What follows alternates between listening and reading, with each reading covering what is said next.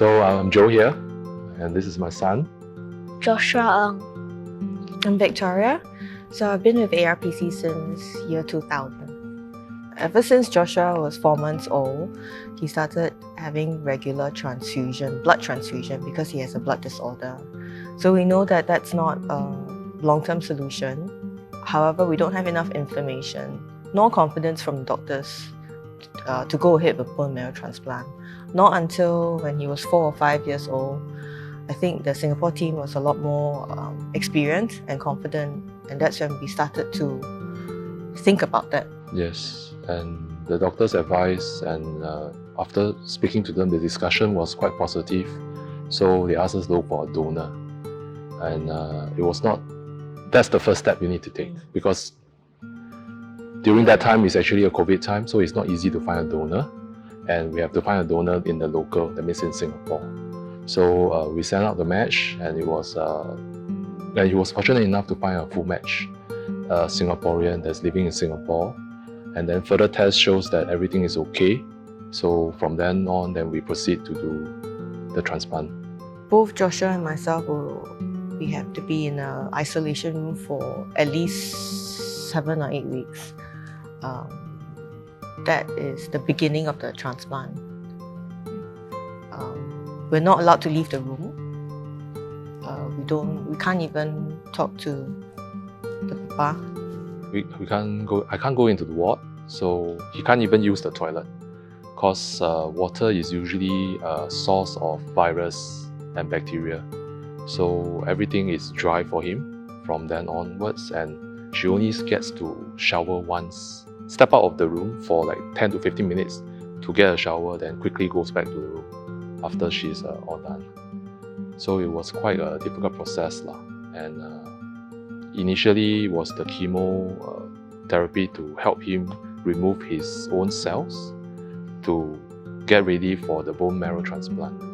And subsequently, the bone marrow transplant was done on the 19th of October. 19th of October. Day 0. So that's when his body started accepting the new bone marrow, but then it's still complications throughout the 7 weeks that we were there. Alright. He had, I think, apart from diarrhea, nausea, neck pain, stomach ache, kidney failure. Yeah, kidney not doing well. Inability to eat, don't want to eat, don't want to drink. Just basically very weak. And then a lot of stats of his body were not normal. They were very low. It was really bad, because just to share, because they will need to give him morphine to ease the pain, but it didn't work. So we changed to fentanyl, another painkiller. And then there was this medicine that made me shake my legs. It's actually the whole body. He has not by his no control. No control. He has no control. It's an allergic reaction to an anti-vomit medicine. Yeah. And sometimes when I'm speaking to him over the phone or FaceTime, all of a sudden he will say, "Papa, I'm shaking now." Then I would keep quiet. I would just keep encouraging him. Then he will just use a blanket to cover himself and just shake in front of me. And that usually will last about at least 5 to 10 minutes. I'd rather die than go through this treatment.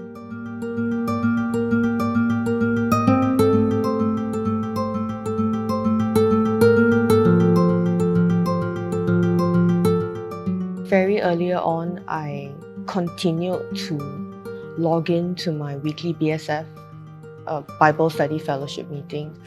And during that difficult period, we were studying the book of 2nd Chronicles, and it's about Jehoshaphat, how he prayed, called out to God for help, and he recounted all the things God did for his ancestors that gave him hope to pray.